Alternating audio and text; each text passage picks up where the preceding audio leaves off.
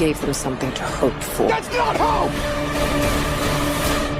May thy knife chip and shatter. Hello বন্ধুরা, বিকেলাল বং pop top চ্যানেলে সকলকে স্বাগত জানাই। তা আমি দেখলাম Dune part 2 INOX South City mall থেকে। এই ভিডিওটিতে মুভিটির কিক রিভিউ দেব। এই মুভিটি 1965 সালে লেখা ডুন উপন্যাসের 2 পার্টের অ্যাডাপ্টেশনের দ্বিতীয় পার্ট।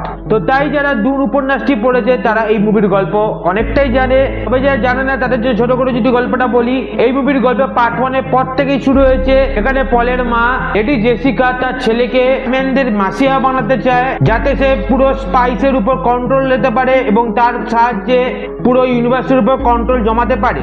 এবার পল মাসিয়া হয়ে এম্পায়ারকে হারাতে পারে কিনা সেই নিয়ে মুভির গল্প এগোয়। এর বেশি জানতে হলে মুভিটি হলে গিয়ে দেখতে হবে।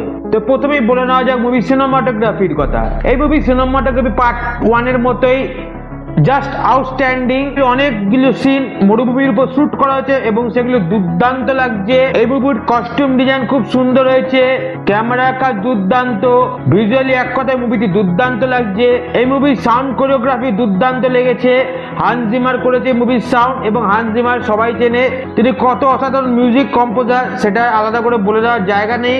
এই মুভির স্ক্রিন প্লে খুব সুন্দর লেগেছে, ফ্যান্টাসিতে ভরপুর, কোনো জায়গায় দর্শককে বোর করবে না। এই মুভির স্ক্রিন প্লেতে সুন্দরভাবে ওয়ার্ল্ড বিল্ডিং করা হয়েছে এবং পার্ট 1 এর পর গল্পটিকে খুব সুন্দরভাবে এগিয়ে নিয়ে যাওয়া হয়েছে উপন্যাসকে বেস করে, এবং স্ক্রিন প্লেতে খুব সুন্দরভাবে এর পার্ট 3 হিন্ট দেওয়া হয়েছে যা পরবর্তী দুন উপন্যাসগুলোকে ফলো করতে চলেছে।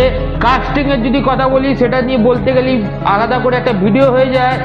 এই মুভির কাস্টের ট্যালেন্টেড অ্যাক্টরদের ছড়াছড়ি, তবুও কিছু লোকের কথা তো আলাদা করে বলতেই হয়। মুভির মেন লিড পল অ্যাট্রিডাসের রোলে টিমিটি চ্যালামেট পার্ট 1 এর মতোই দুর্দান্ত অভিনয় করেছে। তার ইমোশনাল সিন এবং অ্যাকশন সিন খুব সুন্দর লেগেছে। দ্য লাভ ইন্টারেস্ট জেনির রোলে জেন্ডেয়া খুব সুন্দর অভিনয় করেছে পার্ট 1 এর মতো, এখানেও সে ফ্লরেস। বাদ বাকি সাপোর্টিং কাস্ট তো দুর্দান্ত অভিনয় করেছে, তাদের জন্য প্রচুর মেটেরিয়াল ছিল স্ক্রিন প্লেতে, এবং প্রত্যেকের স্ক্রিন প্লে মেটেরিয়াল অনুযায়ী দুর্দান্ত অভিনয় করেছে এবং চরিত্রগুলোকে জীবন্ত করে তুলেছে উপন্যাস থেকে।